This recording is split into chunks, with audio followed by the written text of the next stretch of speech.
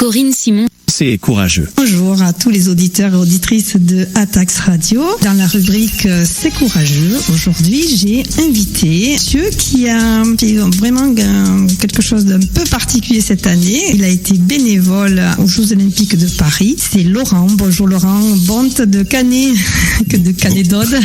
Bonjour Corinne.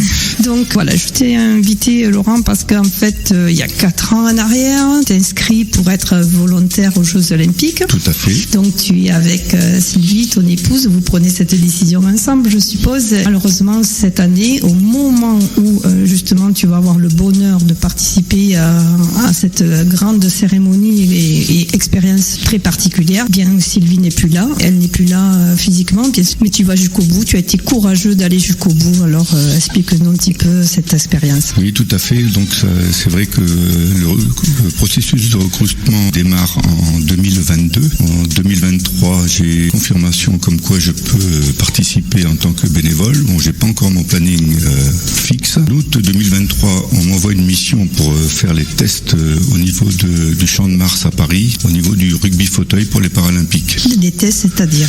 Donc c'est un petit concours qu'ils ont fait entre 4 pays. Il y avait la France, l'Angleterre, les Pays-Bas, une équipe de Monaco. Enfin, ils ont appelé ça Monaco, disant que c'est l'équipe de France B. Il fallait tester un peu comment se déroulerait la compétition. C'est-à-dire faire une répétition, on va dire. Voilà, en gros, c'est une répétition. Bon, il n'y avait pas de gradin, rien du tout, puisque tout était encore en construction, puisque c'est un stade éphémère. Le parquet était juste posé, donc c'était vraiment aussi pour tester le matériel, le parquet, tout ça. Donc tout ça s'est très bien déroulé. Et début d'année 2024, là, les missions commencent à tomber et j'apprends que je suis retenu pour le rugby à 7. Wow. Alors là, quelle joie immense de pouvoir espérer rencontrer Antoine Dupont. J'ai eu vraiment la chance de le côtoyer de très très près, puisque je lui ai préparé ses bains de glace pour ces moments de récupération à la fin des entraînements. Oui, puisque tu es un adepte du rugby. Hein, oui, je suis fanat de rugby et grand supporter du Racing Club d'Arbonnet. Et de l'équipe locale aussi. Et de l'équipe locale de l'Escanet, oui. Bien sûr. Voilà,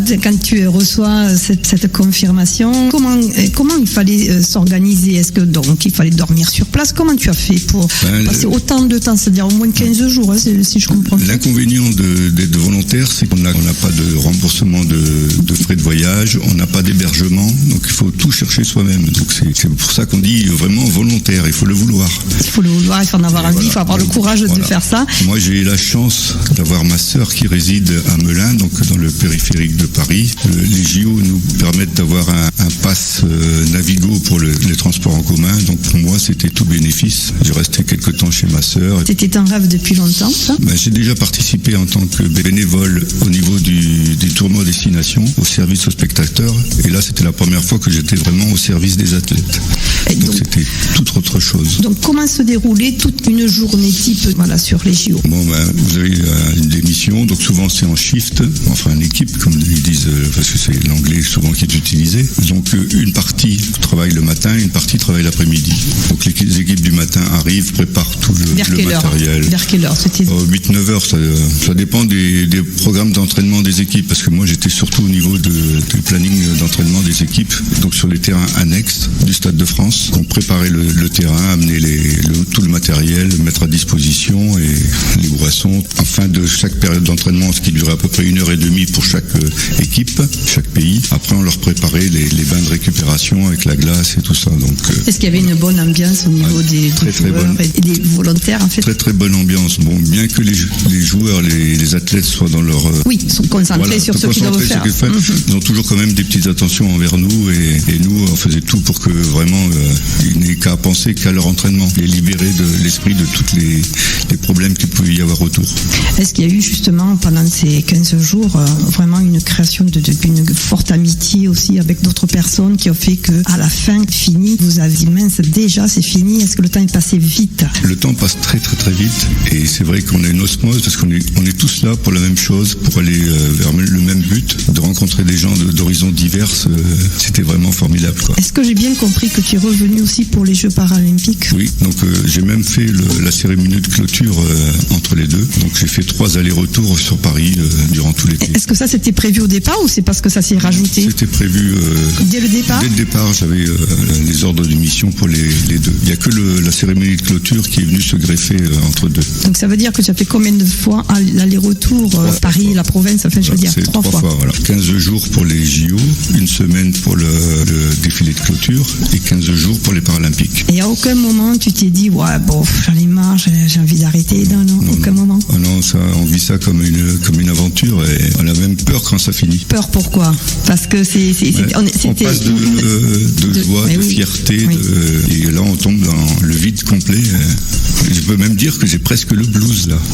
Et oui, parce que ça s'est déjà terminé. Oui, je peux me dire même que lors de la cérémonie de remerciement des athlètes, j'en avais la larme à l'œil. Mais c'est un peu normal, c'est intense, les émotions sont très fortes, je peux l'imaginer. Et donc c'est pour ça que Laurent, je voulais t'inviter aujourd'hui, parce que je te connais pour être quelqu'un de très discret, et en même temps d'être quelqu'un d'efficace aussi quand il faut travailler pour les autres. Tu t'occupes, tu es président du club de pétanque du village, donc le Cochonnet Canétois. Tu es aussi conseiller municipal, tu es récemment retraité, mais enfin à un moment donné tu faisais les deux, travailler et en même temps faire tout ce volontariat, ce bénévolat. Félicitations Laurent, félicitations, parce que bien d'autres personnes peut-être auraient abandonné aussi, parce que cette année bien sûr tu as souffert de perdre ton épouse et que tu aurais pu dire ben non j'ai pas envie. Non, tu es allé. Est-ce que tous les jours elle était pour toi, elle était avec toi? Oui, parce que ces derniers mots ont été ne craque pas. Elle t'a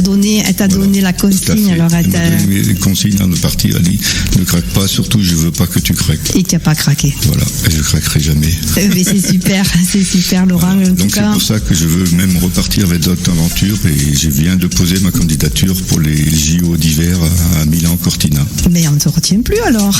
Ouais. C'est super. Donc, à chaque fois qu'il y aura une nouvelle aventure, j'essaierai de m'engouffrer dans. Il faut surtout de la patience aussi. Et de la patience, c'est pas à donner à tout le monde. Moi personnellement, je n'en ai pas trop. Mais en tout cas, un grand merci à toi Laurent d'être venu ce matin à Radio Atax. Merci Corinne, merci Radio Atax. Et bonne continuation Laurent. Merci à vous. Corinne Simon. C'est courageux. Atax Radio.